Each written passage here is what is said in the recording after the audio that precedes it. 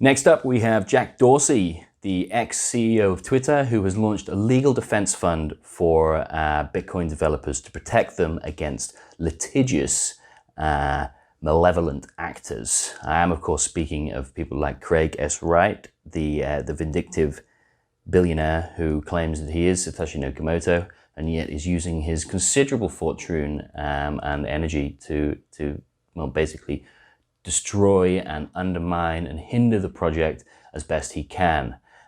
So Craig S Wright, trading under Tulip Trading company, I think it's called, is currently suing 16 Bitcoin developers, which has prompted Jack Dorsey to, well, I guess, come to the rescue in a way.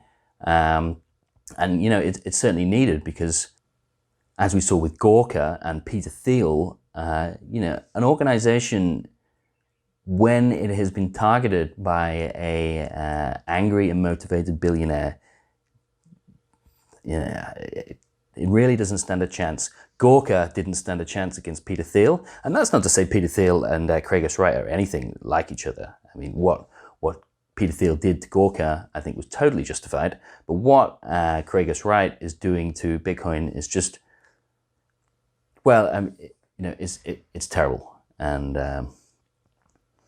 he's going to lose. But in many ways, you know, the process is the punishment for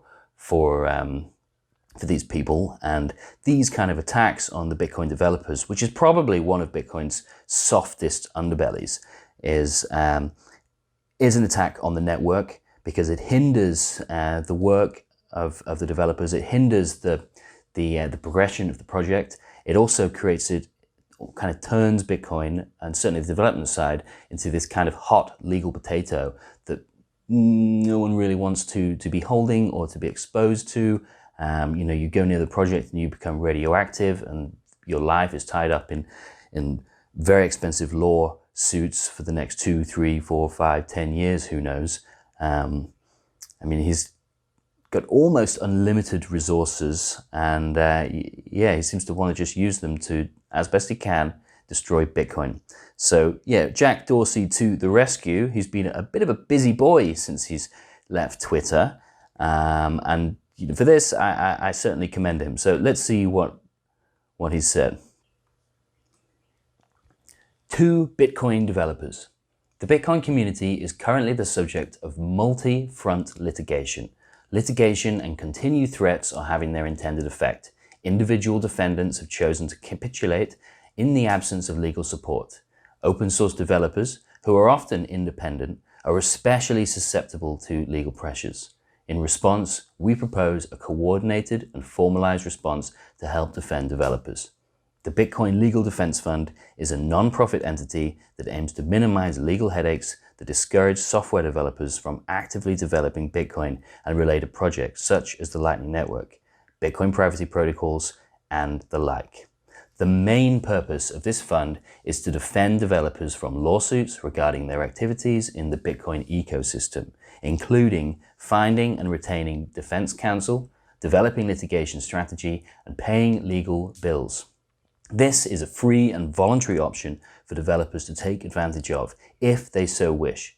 The fund will start with a core of volunteer and part-time lawyers. The board of the fund will be responsible for determining which lawsuits and defendants it will defend. And it's going to start off with the 16 current pending lawsuits that have been filed by Tulip Trading Company. So, I mean, this is great. Well done, Jack. And I guess somebody had to do it, because he's right that, that most Bitcoin Core developers, they're just independent people. They're just ordinary people, and they have no chance of standing up to a billionaire who's going to use the courts as their weapon. They're especially susceptible to that kind of pressure. So yeah, it's good. What the hell